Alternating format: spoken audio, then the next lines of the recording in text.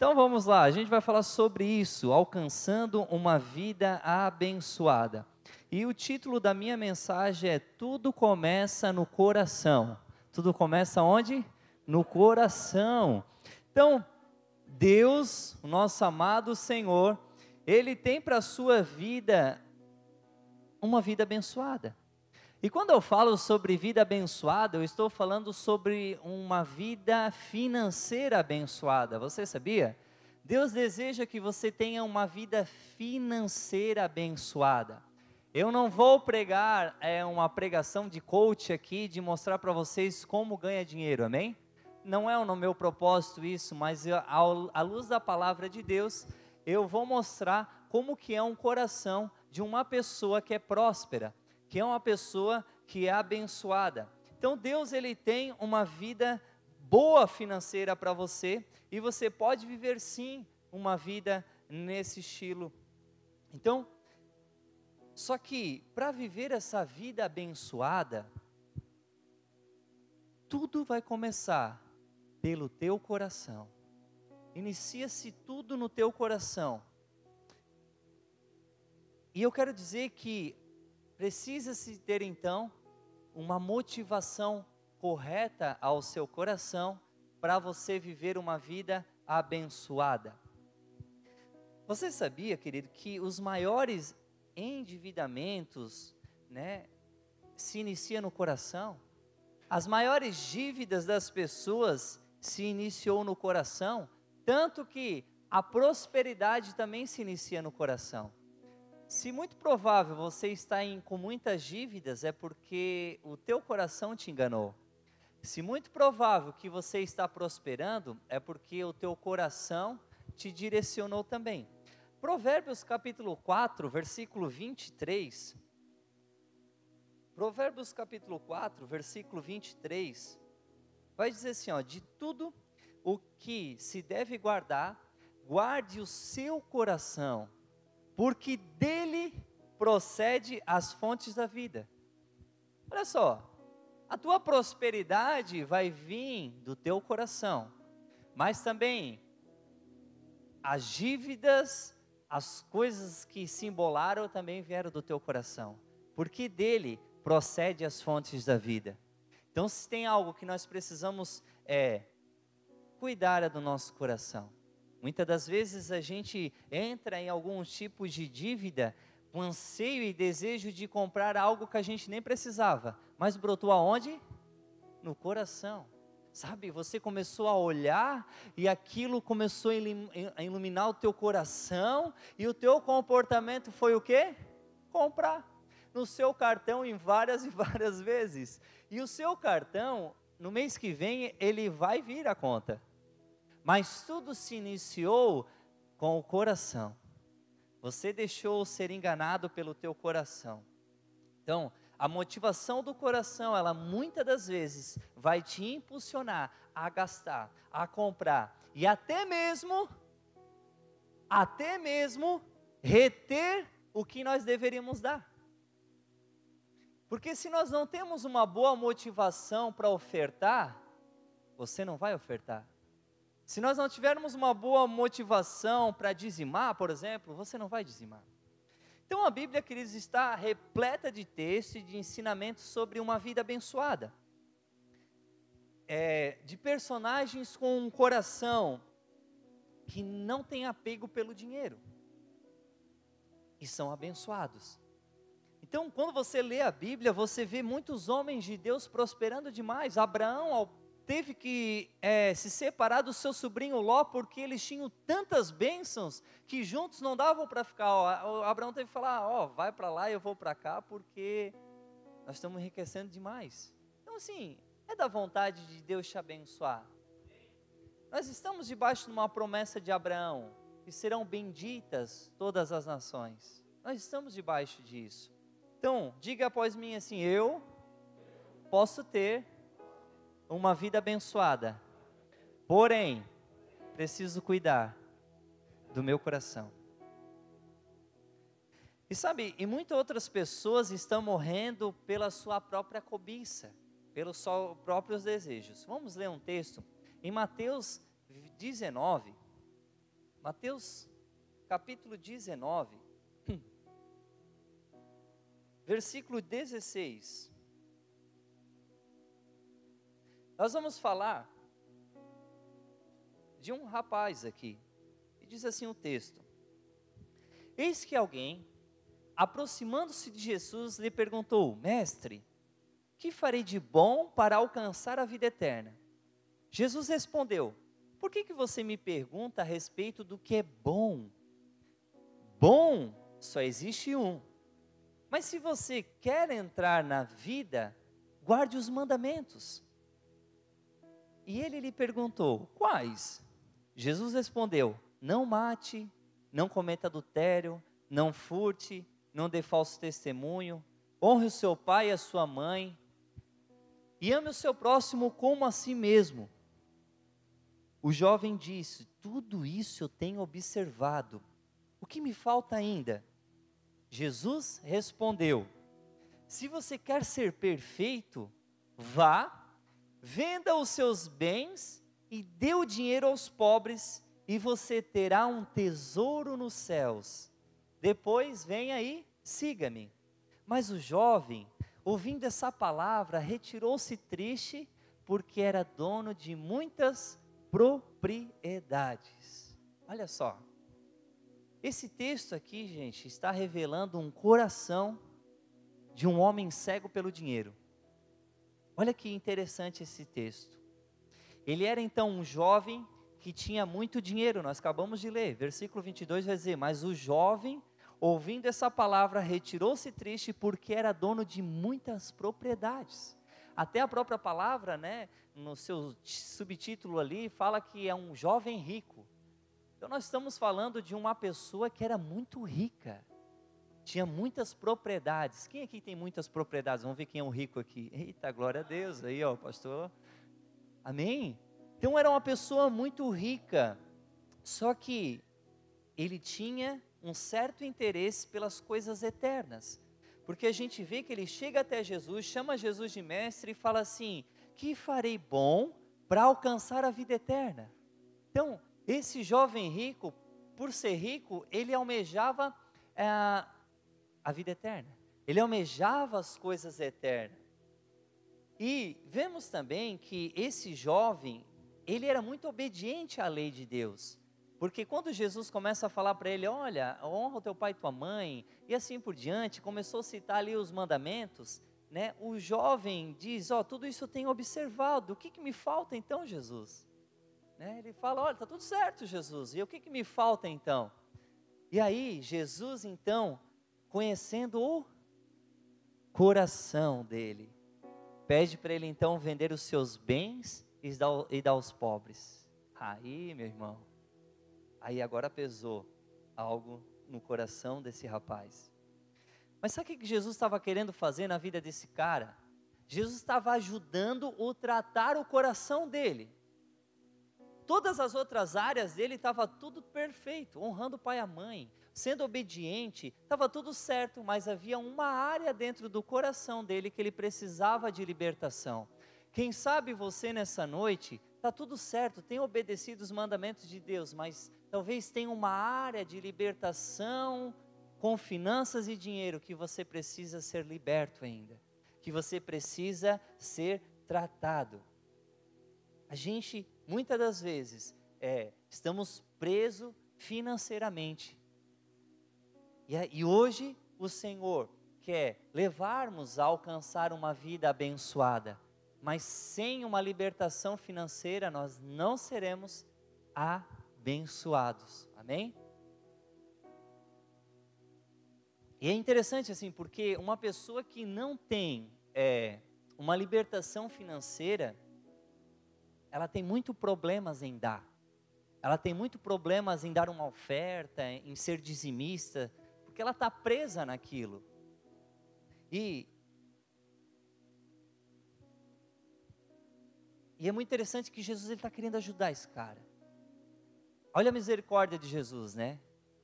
Jesus poderia ter sido iludido com a boa aparência dele, dizendo que estava tudo certo com a vida dele. Mas a misericórdia de Jesus quer ajudar a tratar ele, quer ajudar a curar ele. Então Jesus, ele coloca esse rapaz em uma provação. Para quê? Para amadurecer essa área da vida dele. Tem momentos na nossa vida que Deus te coloca em provações financeiras, porque Deus quer tratar isso na sua vida. Olha que interessante isso. Parece que às vezes a gente dá um passo para frente e 3 para trás na nossa vida financeira. Tem momentos que parece que a gente está prosperando, mas tem momentos, meu Deus, cadê meu dinheiro? Porque a gente precisa amadurecer em nossa vida. E o amadurecimento só vem a partir de momentos de provação. Amém? Então assim, por exemplo, estou fazendo faculdade. Todo final de semestre tem uma prova para me aprovar. Se eu sou aprovado, eu estou maduro sobre aquele assunto. Então, toda aprovação vai vir na sua vida para ver se você está maduro naquele assunto. Faz sentido? Tiago capítulo 1, versículo 2 até o 4, ele diz assim, Tiago capítulo 1, versículo 2, meus irmãos, tenho por motivo de grande alegria o fato de passar por várias provas, por várias provações. Então está difícil aí para você? Tenha alegria, porque é muito provável Deus quer fazer algo com isso. E sabendo que a provação da fé que vocês têm produz perseverança. Ora, a perseverança, a continuidade deve ter ação completa para que vocês sejam perfeitos e íntegros, sem que lhes falte nada. Então olha que interessante. Para quem não é maduro na área, com finanças, com o dinheiro, irá ser sempre provado, querido. Quem tem problema com isso, irá ser sempre provado no momento dos dízimos das ofertas no final do culto. Será sempre provado, porque dizimar e ofertar é uma questão de fé. Dizimar e ofertar é uma questão de fé. Por quê? Nossa igreja, ela é dizimista. Nossa igreja é ofertante. Mas por que somos? Porque todos que são fiel todos os meses entendem que Deus os supre em todas as coisas. E isso é fé. Agora, quem não faz isso, tem certezas no seu coração dizendo, eu acho que vai faltar. Então eu estou parafraseando, dizendo para Deus, Deus, eu não confio em Ti. Faz sentido, gente? Quem já passou pela cabeça, eu acredito que só passou pela cabeça de vocês, pô, chegou naquele mês para dizimar e ofertar, não, cara, vai faltar. Mas só passou pela cabeça, acontece comigo também. Então, a gente tem que passar pelos momentos de provações para a gente ser maduros em áreas específicas em nossa vida. Agora deixa eu trazer um texto muito interessante. Olha só esse texto aqui, Deuteronômio capítulo 8, versículo 17. Deuteronômio capítulo 8, versículo 17. Portanto, não pensem, olha só esse texto. Não pensem, o que a gente vai pensar? A minha força e o poder do meu braço me conseguiram essas riquezas. Vamos parafrasear nos dias de hoje? Não pensa que eu recebi o meu salário desse mês com o poder das minhas forças. Pelo contrário, lembre-se do Senhor, o seu Deus, porque é Ele quem lhe dá força para conseguir riquezas. Vamos colocar no nosso dia a dia? Porque é Deus que te dá força para conseguir o teu salário. Para confirmar a sua aliança que sob juramento prometeu aos pais de vocês, como hoje se vê. Então olha só, somos então provados em nossa fé para produzir perseverança, e essa continuidade vai nos tornando perfeitos e íntegros, sem que nos lhes falte nada. Então, querido, você precisa entender que as provações vai vir para trazer maturidade ao seu coração. Por isso que uma pessoa que é madura com seus dízimos e com finanças, falar sobre, às vezes eu posso chegar aqui e beleza, estou falando só de dinheiro. Quem tem problema com dinheiro vai ficar pensando, sabia? Pastora, só fala de dinheiro.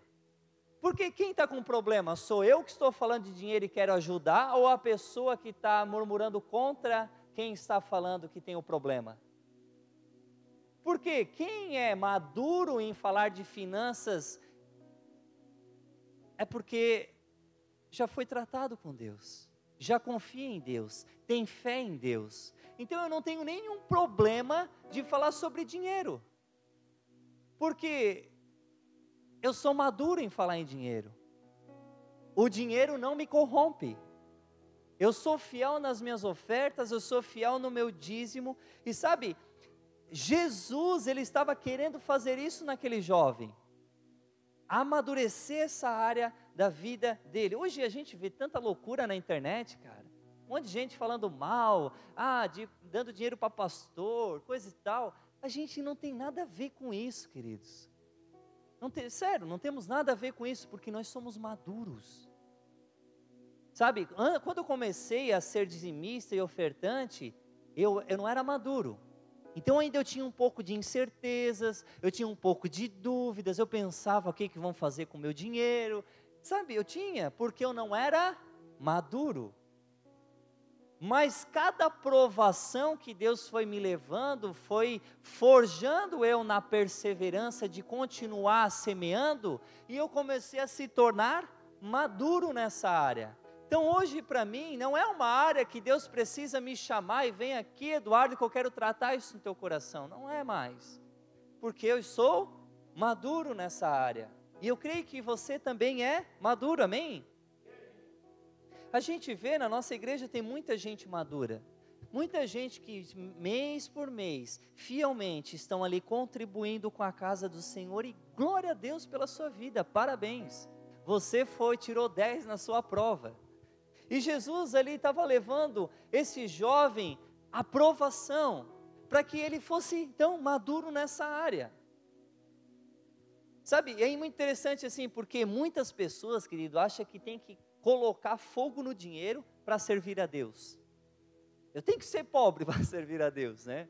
Às vezes a gente acha que assim, entreguei minha vida para Jesus, agora eu tenho que ser o mais miserável da face da terra. Queimar as carroças, né? Fazer os boizinhos como um churrasco e abandonar tudo. Não, querido, não é essa ideia de Jesus para esse jovem aqui. Quando Jesus estava falando para esse jovem dar os seus bens, o seu dinheiro aos pobres, ele estava tratando o coração dele, mas a gente vai ver o que esse jovem ia receber em troca. Então o que Jesus estava ensinando ele assim? Não era, começa a me seguir e vira um desgraçado.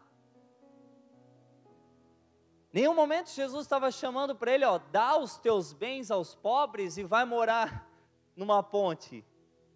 Jesus falou, dê os teus bens aos pobres e me... Meu Deus, cara, vocês estão pegando essa ideia? Jesus não está falando assim, dá lá para os pobres e vai morar embaixo de uma ponte, vem e me segue.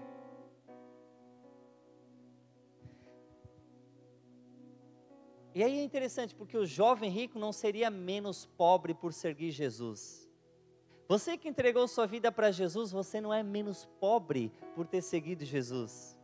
Você que dá seu dízimo e sua oferta, você não é menos pobre de fazer isso para o Senhor. Nós já vamos entender. No versículo 29, desse mesmo capítulo, do capítulo 19, no mesmo contexto que Jesus está falando com esse jovem, diz assim, versículo 29, e todo aquele que tiver deixado casas, irmãos, irmãs, pai, mãe, filhos ou campos, por causa do meu nome, receberá muitas vezes mais e herdará a vida eterna. Agora, olha só que loucura isso aqui. Em Marcos capítulo 10, versículo 29, o mesmo texto, a mesma história, só que contada pela ótica de Marcos. Olha o que está escrito. Versículo 29. Jesus respondeu: em verdade lhe digo que não há ninguém que tenha deixado casa, irmãos, irmãs, mãe, pai, filhos ou campos por minha causa e por causa do evangelho, que não receba já no presente 100 vezes mais casas. Lembra que a gente leu aqui do jovem rico que ele tinha muitas propriedades? Se ele tivesse entregado as propriedades deles e seguido Jesus, Jesus está dizendo, ele ia ganhar 100 vezes mais. Irmãos, irmãs, mães e filhos. E aí o final do versículo 30 diz assim, receberá a vida eterna. Cada vez que Jesus te chama para seguir Ele, não é para você ser pobre, é para você ser mais rico ainda. E ainda acima, não ser rico na terra, ainda ser rico no céu. E ainda Ele te promete a vida eterna, querido. Só que a gente sabe que o texto diz que aquele menino se entristeceu e saiu fora. Perdeu Playboy. Diga assim, perdeu Playboy. Jesus estava querendo ajudar aquele rapaz. Jesus estava ali impulsionando, cara, tu nem sabe, querido. Tu nem imagina o que eu tenho para a tua vida, olha só. Talvez Deus está falando com alguém aqui, olha, tu nem imagina o que eu tenho para a tua vida. Só que é você que está impedindo aquilo que eu quero fazer. Jesus é gentil, gente. Ele é gentil. Só que a nossa incredulidade faz a gente se basear por aquilo que a gente tem e não ter fé naquilo que Ele pode nos dar. Está seguro aqui, eu sei o que eu tenho.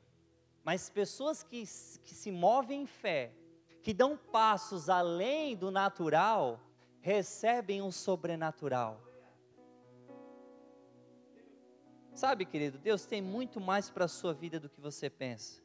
Muito mais do que os 10% que você dá no seu dízimo. Muito mais do que as ofertas que você dá. Meu Deus. Olha que doideira esse texto. Não é verdade? Muito mais, muito mais. E aí aquele jovem, então, ele realmente perde a oportunidade de ser rico. E rico de verdade aí, nós estamos falando de rico de verdade. Rico diante de Deus. Rico perante a Deus, rico perante a Jesus. E para alcançar, querido, uma vida abençoada, você precisa passar por provações na sua fé, assim como esse jovem rico. Às vezes parece que está tudo certinho, mas às vezes Deus tem que nos confrontar com a nossa vida financeira. Tem que nos confrontar. Para quê? Não para você parar, não para você desistir que nem um jovem rico, mas para você usufruir de tudo aquilo que Ele tem para a sua vida. Amém? Eu te pergunto, o que será que o Espírito Santo nesses dias tem pedido para você ofertar? O que será que o Espírito Santo nesses dias, será que ele não tem te incomodado quando você recebe o teu salário e você fica pensando, será que eu dou meu dízimo? Será que eu oferto na obra de Deus? Será que Ele tem te confrontado? Será que Ele está te colocando à prova? Quando você recebe ali que você sabe o que você precisa fazer e você não faz, você acha que você tem sido aprovado ou reprovado? Porque, gente, tudo começa no coração. Deixa eu trazer uma outra ideia para nós aqui. Eu acredito que você vai se enxergar nesse personagem aqui, amém? Ninguém aqui é o jovem rico, amém? Quem deseja ser o jovem rico? Só você, mano. Não levanta essa mão, mulher. Diga, Deus me livre, que nem o pastor Leandro fala. Não, a gente não pode ser o jovem rico. O jovem rico perdeu de ser rico porque não quis seguir Jesus. Jesus tinha 100 vezes mais para ele, não apenas 100 vezes mais, mas tinha vida eterna. Mas nós vamos ser esse próximo personagem. Diga após mim assim, José de Arimateia. Eu até brinco com o nosso José, eu falo, ô José de Arimateia. Estou profetizando sobre a vida dele que ele é o José de Arimateia. Vai se identificar aqui, José. Então, Mateus capítulo 27, versículo 57. Você deseja ter uma vida abençoada, jovem rico? Olha só, vou fazer uma pergunta. Você deseja ter uma vida abençoada, jovem rico? Então venda tudo que você tem, dê o dinheiro aos pobres e siga-me. Jesus amado. Mas Jesus não vai chegar a falar isso para vocês. Sabe por quê? Porque vocês já são maduros. Mateus 27, 57 diz assim, ó, ao cair da tarde, veio um homem... É isso que está ali? Ao cair da tarde, veio um homem rico de Arimateia, chamado José, que era também o quê? Discípulo de Jesus. Este foi até Pilatos e lhe pediu o corpo de Jesus. Então Pilatos mandou que o corpo lhe fosse entregue. E José, levando o corpo, envolveu-o num lençol limpo de linho e depositou-o no seu túmulo novo, que ele tinha mandado abrir na rocha, e rolando uma grande pedra para a entrada do túmulo, foi embora. Agora deixa eu fazer uma pergunta para você aqui. O que Jesus queria com o jovem rico? O que era? O que Jesus queria com ele? Venda tudo em mim, certo? E tornasse discípulo de Jesus. Mas o que aconteceu? Ele foi reprovado por causa do seu coração, certo? Jesus queria que ele fosse discípulo dele, só que o jovem rico reprovou, porque não queria. Olha que interessante isso. Agora nós temos aqui o José de Arimateia, querido. Homem, e ele era de Jesus. Aí eu te pergunto, por que para o jovem rico, Jesus pede que ele dê as riquezas para se tornar discípulo, e não pede para José de Arimateia, que se tornou discípulo? E aí, pergunta para esse irmão que está do lado, por que será? Por que será que para um... O que vocês acham? Por que será? Por que para um, para você ser meu discípulo, venda tudo. E para outro também era rico, e já era discípulo e era rico. Sabe o que está ligado, meus irmãos? Bota a mão aí no teu coração. Coração. Meu Deus. Um pensava só em si. Um pensava só no seu ego. Um pensava só nas suas coisas. Mas um pensava em cuidar do corpo que ao terceiro dia seria ressurreto. Eu oro para que Deus levante o José de Arimateia no nosso tempo. Homens que investem no corpo de Cristo. Quem é o corpo de Cristo? Quem? Quem você é? O jovem rico ou José de Arimateia? Um perde a maior oportunidade da sua vida, de servir a Deus com suas riquezas. E outro aproveita a sua oportunidade para servir a Deus com suas riquezas. Por isso que eu falo, querido, não é da vontade de Deus que nós que somos ricos, a gente se converta e viva uma vida... A gente pode usar a nossa riqueza para a obra de Deus. Está fazendo sentido isso para você, não? E tudo se começa onde? E eu te pergunto, como é que está o seu?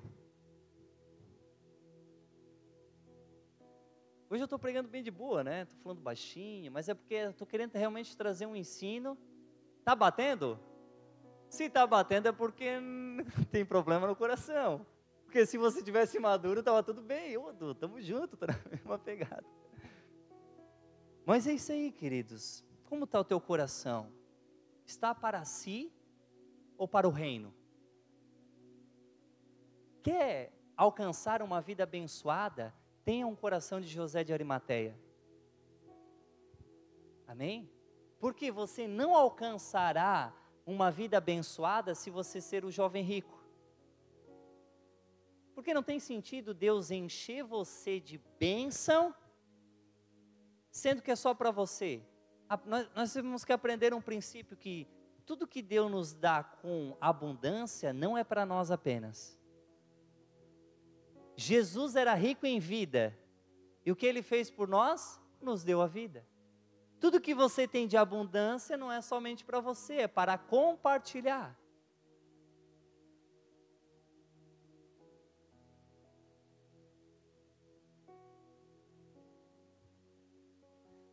Mas algo que a gente precisa aprender é que Deus, querido, Ele não quer o seu dinheiro. Olha só que legal isso aqui. Deus, Ele não está afim do seu dinheiro, mas Ele está afim do seu. Porque se Ele tiver o seu, Ele terá o teu dinheiro. Faz sentido? Deus, Ele não está afim do teu money, mas Ele está afim do teu coração. Aí, meu querido, se Jesus tem o teu coração, Ele tem o teu dinheiro, Ele tem tua vida, Ele tem tua casa, Ele tem teus filhos, Ele tem tudo que você tem, porque tudo é dEle. Quando a gente vem aqui entregar a nossa vida para Ele, a gente diz: Jesus, eu entrego a minha vida a... Não é, Jesus, eu entrego a minha vida / carteira, não.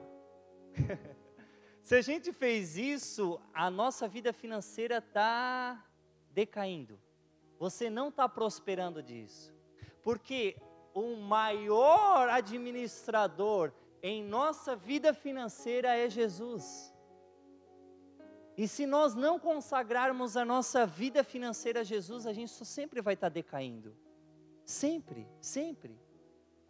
Um empresário que não consagra a finança da empresa ao Senhor, ele pode até estar tendo sucesso financeiro, mas muito provável a sua família está decaindo. Conta para mim, um empresário que não tem uma vida cristã, que não é um servo de Deus, que está bem na sua família. Pode me mostrar, mas agora, vamos analisar e achar alguém que é muito rico e é cristão. Ele entendeu que quem administra a sua vida financeira é Deus, e assim está prosperando, porque prosperidade, alcançar uma vida abençoada, não falamos apenas de finança, mas em todo o âmbito da nossa vida. Então, quando entregar a vida para Jesus, é entregar inteiramente, é tempo, é dinheiro, é finanças, é filho, é casa, é família, é tudo. Mateus capítulo 6, versículo 19, diz assim, Mateus 6,19, olha que interessante isso aqui. Não acumulem tesouros sobre a terra, onde as traças e a ferrugem corroem e onde os ladrões escavam e roubam. Mas ajuntem tesouros no céu, onde as traças e a ferrugem não corroem, e onde ladrões não escavam e nem roubam. Olha só o que está aqui agora, porque onde estiver o seu, vai estar onde o quê? Porque onde estiver o seu tesouro, querido, aí estará também o seu coraçãozinho. Algo que a gente precisa entender aqui, Jesus, Ele não, em nenhum momento está falando para a gente morar embaixo de uma ponte. Ele não está falando aqui que não é para você construir, não é para você sonhar com uma mansão, com uma casa. Não é para você morar numa ponte, não é isso. Porque às vezes a gente lê alguma coisa, vira radical, né? Riqueza é coisa do demônio. Não é isso que Jesus está querendo falar. Ele está falando, vocês podem ter uma mansão, mas não precisa acumular tesouro nessa terra. Não precisa acumular tesouro, mas invista no que é eterno. Porque ele diz assim, onde estiver o seu tesouro, aí estará o seu coração. Tu acha que José de Arimateia morava num barraco? Não, ele morava em um lugar bom, ele era um cara rico. Mas o coração de José de Arimateia estava nas coisas eternas, querido. Então não é errado você ter uma mansão, mas a mansão não pode roubar o seu coração. Eu oro para que vocês moram em mansões, amém? Só que isso não pode roubar o teu coração. Eu oro para que você tenha um bom carro, mas isso não pode roubar o teu coração. Porque senão o teu coração vai estar nesse tesouro. Mas acumulem tesouro no céu. Invistam naquilo que é eterno. Quando você dizima, você está investindo no que é eterno. E quando você está ofertando naquilo que é eterno. Então glória a Deus por isso. É porque o teu tesouro é as coisas eternas. O teu coração está nisso. E olha que interessante. No versículo 24, um pouquinho para frente, olha o que Jesus diz. Ninguém pode servir a dois senhores, porque ou irá odiar um e amar o outro, ou irá se dedicar a um e desprezar o outro. Vocês não podem servir a Deus e as riquezas. Agora eu já não entendi mais nada, Dô. Agora está junto, e agora quem que eu vou servir? Queridos, algo que a gente tem que entender. Nós temos que escolher quem vamos servir. Jesus está dizendo, quem você vai servir? Ou Deus ou as riquezas? Beleza, ok, nós vamos servir a Deus, amém? Você vai servir a Deus? Então agora pega as suas riquezas, como servo que ele tem que ser, para servir então a Deus. Só que muitos fazem, sabe o quê? Abandona, não, riqueza. Está entendendo o que Jesus estava ensinando aqui? Jesus estava colocando as coisas nos lugares. Jesus está falando assim, ei, quem é Senhor é Deus. As riquezas é servo. Você entendendo isso, pegue as riquezas que é servo e sirvam ao seu Senhor que é Deus. Mas a gente fica interpretando e pensando assim, não, olha só, tem que escolher um ou outro. Não, querido, você pode ser rico e entender que a riqueza é teu servo e não teu senhor. Está fazendo sentido? Vocês estão entendendo? Aí livra aquela mentalidade de religiosidade, que eu tenho que ter uma vida miserável, que eu tenho que comer as porcarias dessa terra, não. Nós temos uma promessa que nós comeremos o melhor dessa terra. Quem come o pior da terra é porque não entendeu o Evangelho. E é dominado pela riqueza. Agora, quando eu entendo que a riqueza está debaixo dos meus pés, para servir o meu Senhor, que é Deus, faz sentido? Estão entendendo, gente? Vocês estão fazendo uma cara que não estão entendendo nada.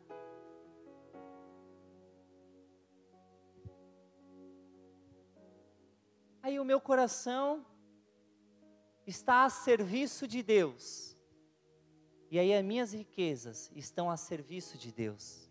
Então diga após mim assim, eu, como servo de Deus, não preciso ser pobre, mas posso usar a riqueza que Deus me proporcionou para servir o meu Senhor, que é Deus. Você deseja isso? Eu também desejo. Então é incrível, querido, que tudo começa pelo coração, e é dele que precisamos cuidar, porque senão estamos enganados.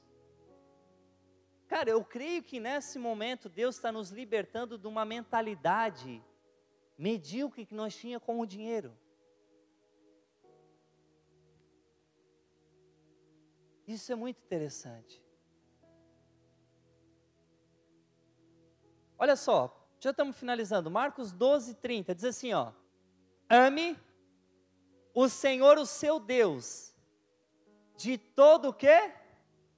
Por que começa o coração primeiro? Tudo se inicia pelo coração, gente. Ame o Senhor, o seu Deus, pelo coração, depois pela alma, pelo seu entendimento, pelas suas forças. Tudo começa pelo coração. Agora vai fazer muito sentido um texto que a gente lê semanas após semanas no GC, que é 2 Coríntios 9:7.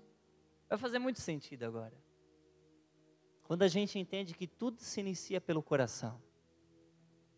Cada um, 2 Coríntios 9:7, cada um contribua segundo tiver proposto. No quê? Tudo se inicia pelo coração, gente. A melhor oferta se inicia pela oração. Tudo se inicia. Não com tristeza ou por necessidade, porque Deus ama quem dá com alegria. Querido, pensa comigo, se o teu coração não estiver em Deus, preste atenção, se o teu coração não estiver em Deus, o teu proposto a Ele não vale nada. Se o teu coração não estiver em Deus, o teu proposto a Ele, não vale nada. Pode dar o maior valor, o que tiver, tudo na tua carteira, mas se não tiver a motivação correta, não vale nada. Por isso que tudo começa no coração. Agora, se teu coração estiver nele, haverá no teu coração um prazer de dar. E consequentemente, haverá uma alegria no teu coração. Agora, se você tem peso no coração, quando oferta, quando dízima, quando está ali, é porque você precisa de libertação financeira em sua vida. É porque o dinheiro ainda é o teu Deus e não o teu servo. Se nós não temos um coração, que brota aquele coração, sabe, quando a gente chega no começo do mês, que a gente, sabe que a gente tem que ser fiel com o Senhor, porque é uma, como é que é a palavra? É uma ordem de Jesus, uma ordem da palavra de Deus, nós sermos dizimistas. E ser dizimista vem muito antes da lei ainda. Abraão deu dízimos, nem a lei não existia. Então, só que se eu tenho que ofertar com peso, se eu tenho que dar com peso, meu Deus, Deus não está aceitando isso, irmão. Você precisa de uma libertação. Precisa de uma libertação. Porque tem que ser prazeroso, gente. A gente chegar no começo do mês, a gente vê na nossa conta lá, o nosso dinheirinho e dizer assim, vou tirar para o meu Senhor. Porque quem te deu forças para trabalhar o mês todo? Quem te deu vigor para acordar todas as manhãs e estar lá batendo o teu cartão? Meu Deus, eu creio que vocês estão sendo libertos nessa noite. Alguns já são. Querido, meu Deus, isso é muito loucura. A gente tem que entender que tudo se inicia em nosso coração. Para me finalizar, eu estava ministrando na casa do oleiro sobre sonhos. E a minha palavra sobre os sonhos de Deus, viva os sonhos de Deus. Eu ministrei sobre isso, de nós vivermos os sonhos, os planos que Deus tem para a nossa vida. Quando eu terminei de ministrar, o pastor Levi veio e me entregou uma palavra para a minha vida.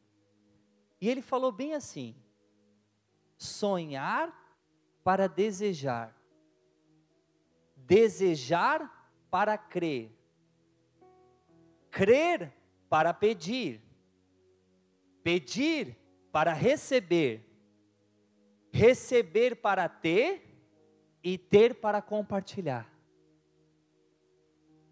Ele me falou isso depois que eu ministrei. Então, tudo aquilo, querido, que Deus deseja que você sonhe e que você conquiste, não é para ficar apenas para você, mas é para você compartilhar. Você sonha ter uma casa grande? Você sonha morar numa casa enorme? Mas não é só para você, é para você abrir um GC. É para que a palavra seja pregada lá dentro. Você deseja ter um carro bem grandão? É para você trazer bastante gente para essa igreja. Você sonha em ter bastante riquezas? É para você contribuir com o reino de Deus. Porque você sonha para desejar, você deseja para crer, crer para pedir, pedir para receber, receber para ter e ter para compartilhar. Mas se você não tem isso na sua vida e o seu coração ainda está preso, hoje o Senhor quer te libertar, amém? Porque, ei, não oferte, não seja dizimista se o teu coração está pesado para isso. Foi para a liberdade que Cristo nos libertou. Então nós jamais, queridos, queremos te colocar um jugo pesado e dizer assim, ó, você tem que ofertar nessa casa, você tem que dizimar. Porque miserável homem que sou de dizer isso para você. Mas quando você é liberto na sua vida financeira, nós não precisamos nem pedir.